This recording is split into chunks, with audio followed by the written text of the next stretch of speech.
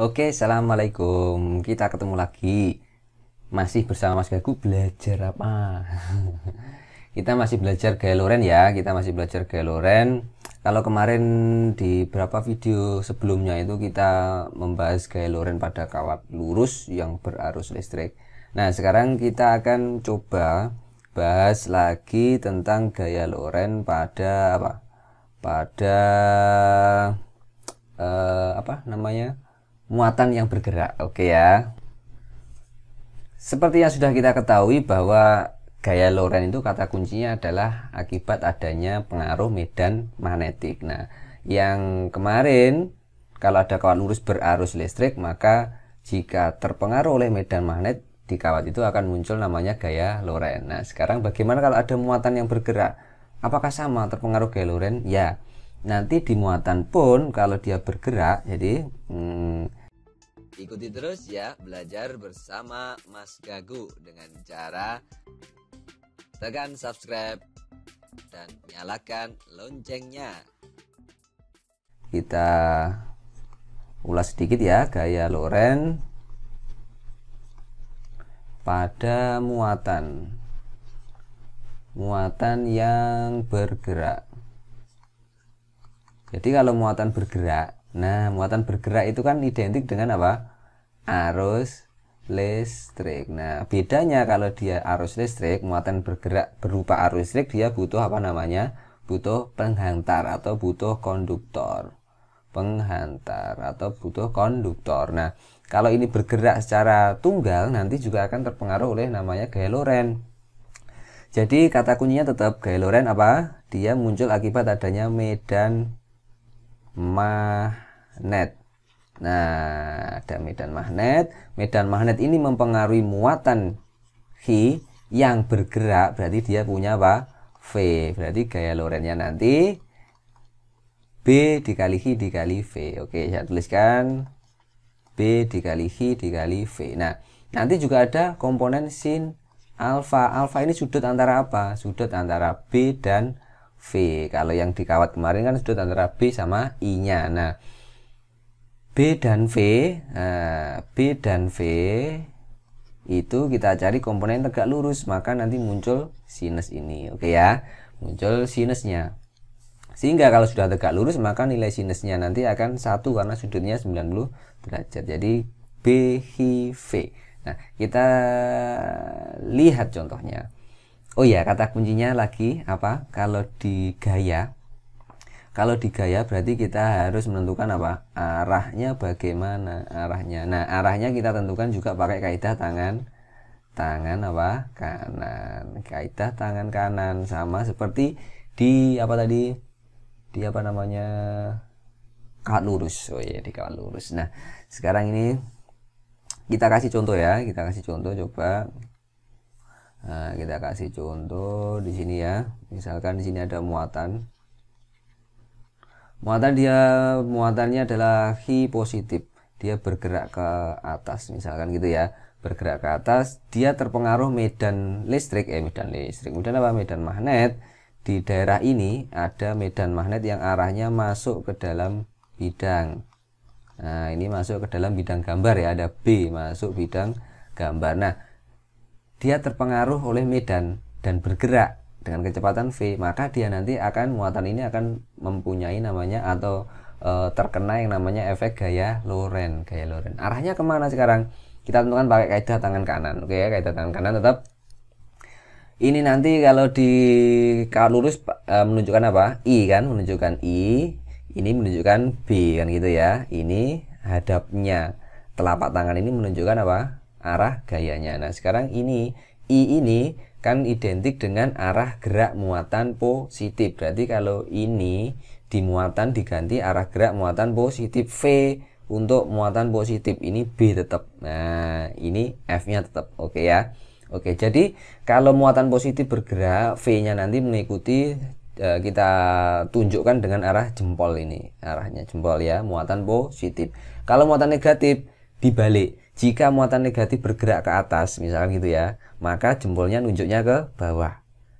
Oke ya, kalau muatan positif yang bergerak ke atas ya jempolnya nunjuk ke atas. Tapi kalau yang bergerak itu adalah muatan negatif, bergerak ke atas, maka jempolnya nunjuk ke bawah.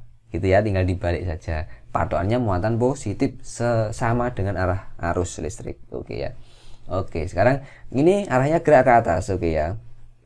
B-nya masuk ke bidang gambar. Nah, masuk bidang gambar kalau sampai melihat nanti kan arahnya ke sini kan, masuk ke bidang sini kan, ke atas, masuk bidang gambar ya toh. Masuk bidang gambar berarti F-nya arahnya ke sini atau kemana? Ke sana ya, ke sana. Oke. Oke. Nah, berarti di sini nanti ada F arahnya ke kemana? F-nya arahnya ke sana. Ini ada F Loren ke sana.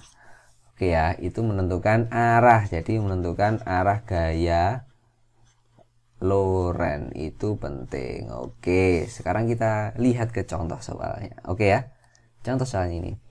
Sebuah elektron bergerak berputar seperti pada gambar di samping. Oke ya, arah medan magnetik pada gambar tersebut mengarah ke sumbu apa? Nah, ini gerakannya kok muter bagaimana? Kita kembali lagi dulu ke sana tadi. Oke.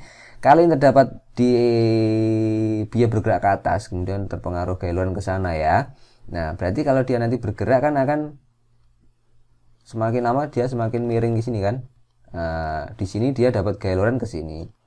Bergerak ke sini lagi. Di sini gaya Lorennya ganti ke sana.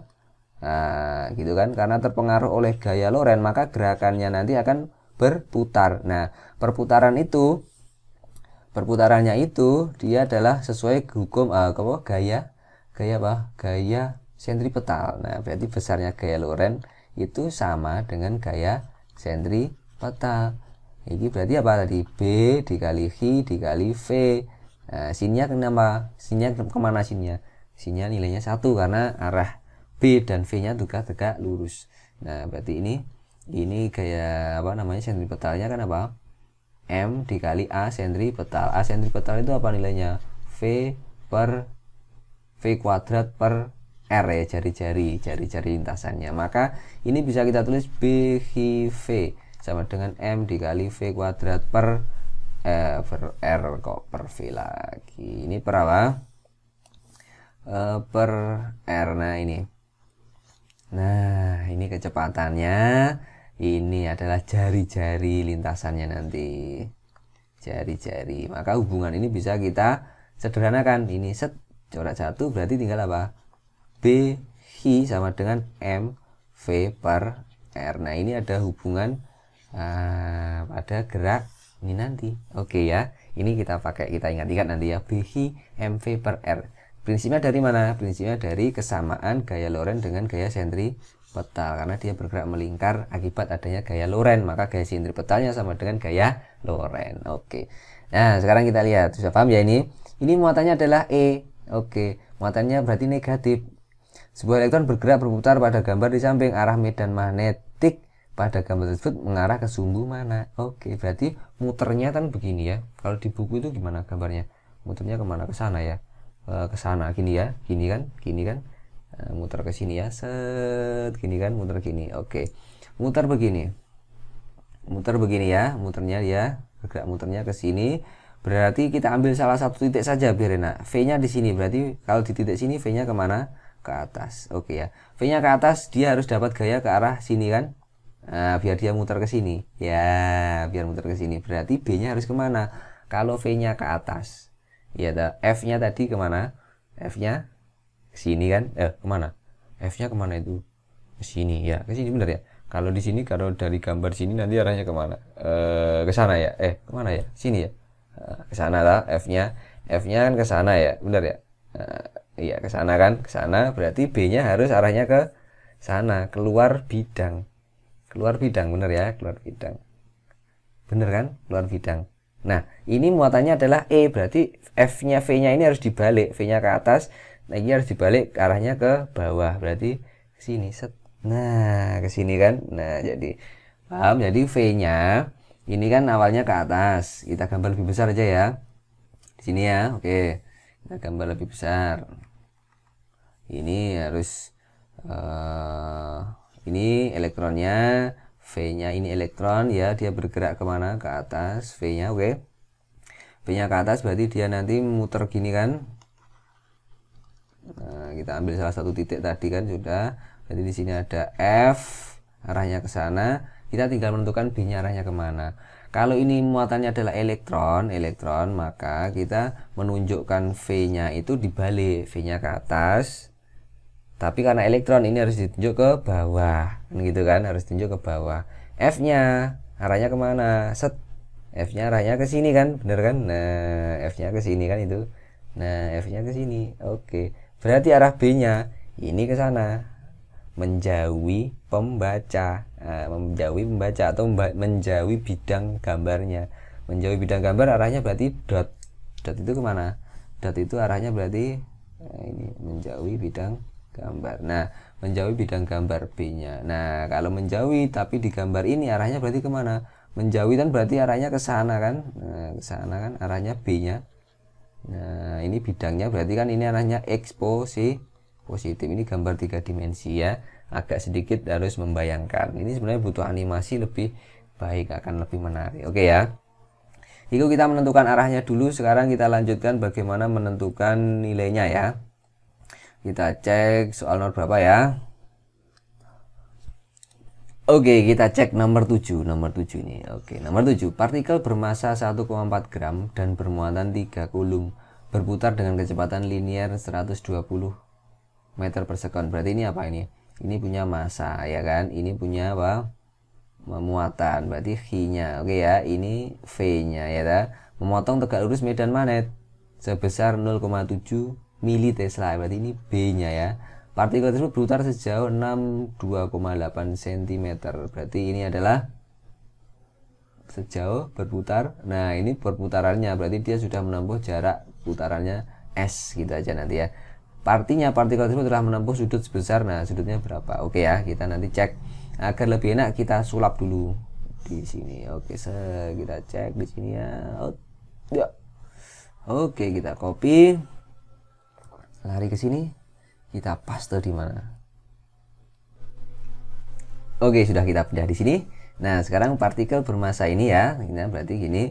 Ini ada M, kita tulis saja M-nya adalah 1,4 gram. Berarti ini kita harus jadikan ke kilogram. Berarti dijadikan dikali berapa? 10 pangkat min 3 ya. Dikali 10 pangkat min 3 kilogram. Oke, masanya ini. Muatannya adalah 3 kulum. Terus apa lagi? Apa lagi, Bro?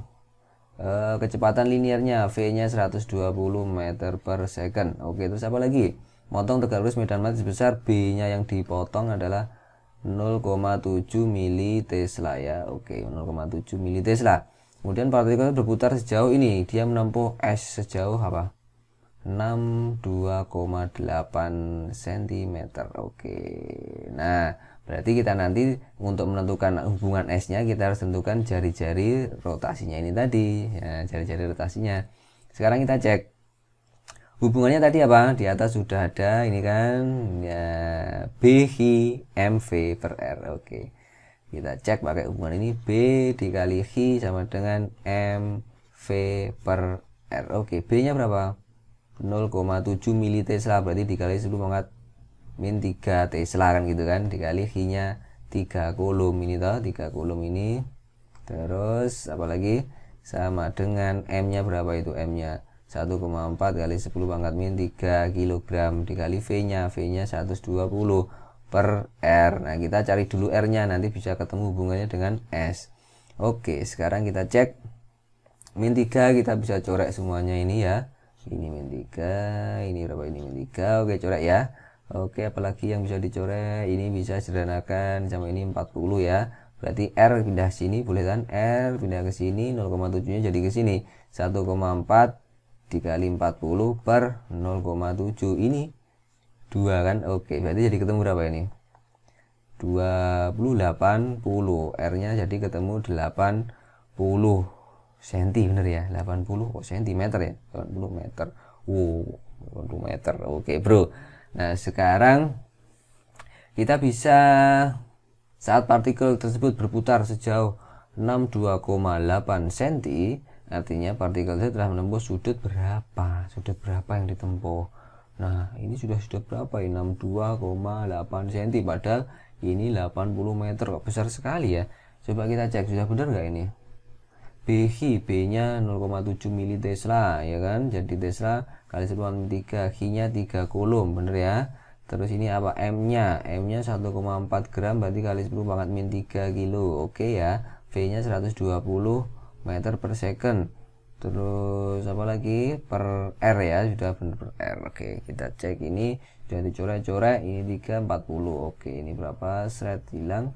Ini sama ini 2, bener ya. 2 40 80 ya, bener ya. R nya 80. Wah. Jauh banget nih. Nah ini kalau dia sudah berputar sejauh 62,8 cm, berarti kan nanti begini kan. Kalau kita ngitung keliling itu kan sama dengan 2pi dikali R kan gitu. 2pi dikali R. Kalau keliling ini kan sudah 360 derajat. Nah sekarang kalau ini berapa? Kelilingnya kan berapa?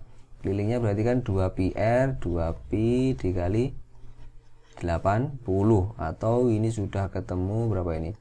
160 pi ya, 160 pi meter. Nah sedangkan tadi dia masih bergerak 62 cm, 62,8 cm. Nah sekarang kita tinggal cek bandingan saja. Jarak tempuhnya itu kan berarti per keliling itu sama dengan berapa?